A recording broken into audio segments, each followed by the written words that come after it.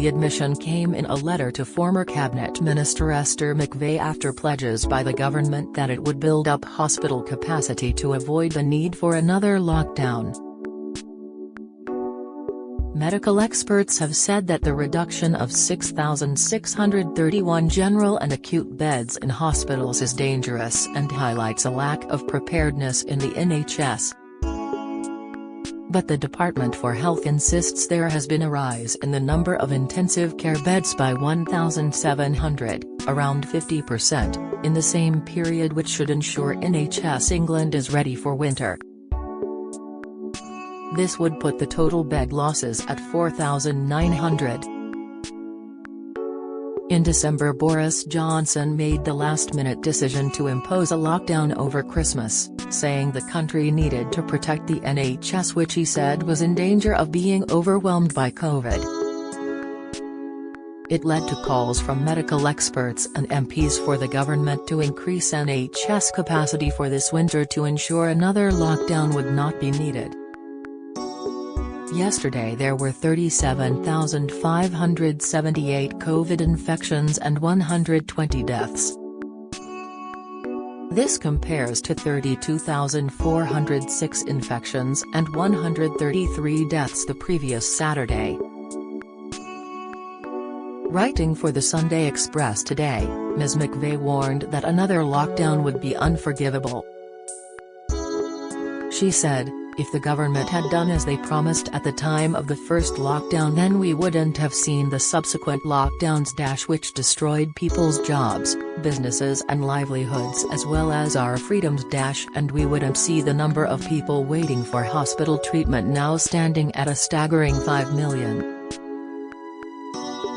I am sure I cannot be the only person shocked that the number of hospital beds has gone down since the pandemic started rather than up." Dr. Andy Stein, a former NHS advisor and author of forthcoming book How the NHS Works, said, "This shows that we will be losing around 5% of our overall non-need to hospital beds. This is not only unhelpful but dangerous as we go into winter we are facing a time of unprecedented need. With increased population, worsening comorbidities and problems with respiratory viruses, including COVID, you need as many beds as you can get." Professor Carl Heneghan, director of the Centre of Oxford University's Evidence-Based Medicine, who has been pushing for greater NHS bed capacity, said, "If I were the chief medical officer, I would consider an urgent review about what capacity is required. There is roughly a 20% increase in winter, due to the impact of acute respiratory pathogens. The difference between admissions in August for respiratory diseases in winter can be as much as 15,000 a month. At least 15% of the 100,000 capacity we currently have in place for adults. This is why we run into an annual winter crisis. We haven't yet solved this crisis in the 20-plus years I've been a doctor." The public was told last March that they needed to lock down to protect the NHS. "I don't think we can use that excuse again if we haven't prepared for the inevitable winter increase." In the letter to Ms. McVey, Health Minister Edward Arger claimed that COVID restrictions had forced a reduction in the number of beds. He said, "During the COVID-19 pandemic, we have seen a reduction in the total number of general and acute beds of 6,631. This is due to the impact of infection control measures that have been taken to protect patients and prevent infection outbreaks in clinical settings."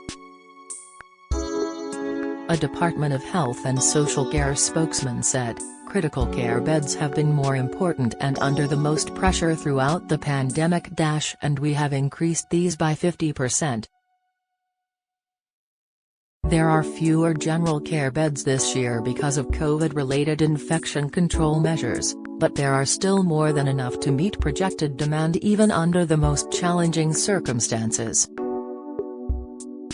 The government is committed to making sure the NHS has everything it needs to continue providing excellent care to the public during the winter as we tackle the backlogs that have built up during the pandemic and vaccinate the country against COVID.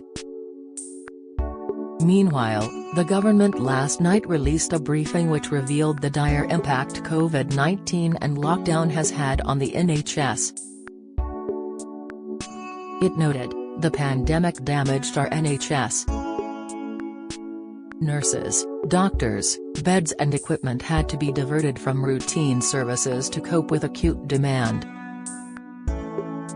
On one day alone in mid-January 2021, over 34,000 people with COVID were being treated in hospital in England, and over 500,000 COVID patients have been admitted since March 2020. The briefing added, "The focus has rightly been on saving lives.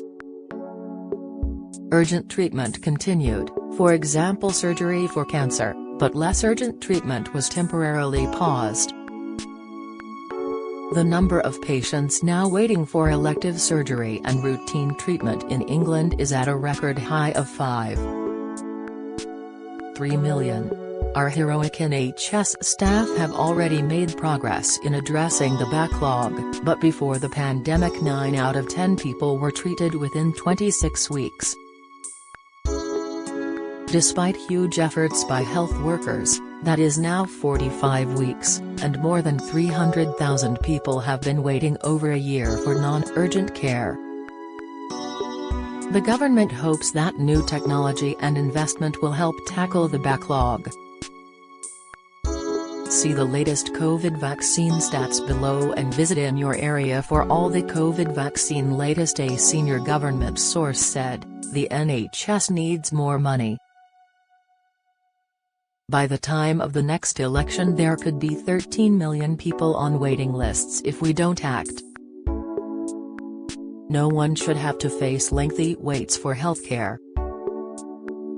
We must do everything we can to properly equip the NHS to make sure everyone gets the treatment they need. This government will not duck the tough but necessary decisions needed to get the NHS back on its feet."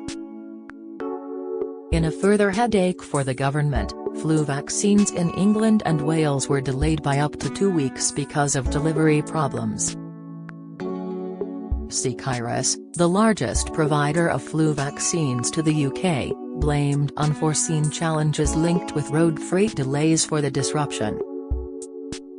"I am shocked bed capacity in our hospitals has fallen." Commentary by Esther McVey. "In the time that has elapsed it seems to have been largely forgotten, but the reason we were given by the then Health Secretary for going into the very first lockdown in March last year was that it was needed to buy time to increase bed capacity in the NHS."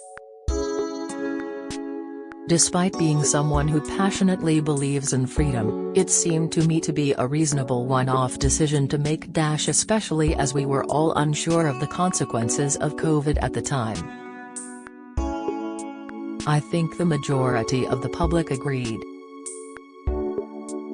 However, it struck me that if the government had delivered this extra capacity, it should not have been putting us into further lockdown. So I began to ask questions of Matt Hancock and his department about what had happened to bed capacity since the start of the first lockdown. A simple question, I thought. I asked on the floor of the House of Commons and via written parliamentary questions but could not get an answer, which said everything. Eventually I received a letter from the department, stating what had become obvious but which I nevertheless feared. Overall bed capacity within the NHS has fallen over the past 18 months, not increased. If the government had done as it promised at the time of the first lockdown, then we would not have seen the subsequent lockdowns which destroyed people's jobs, businesses and livelihoods as well as our freedoms and we would not see the number of people waiting for hospital treatment now standing at a staggering 5 million.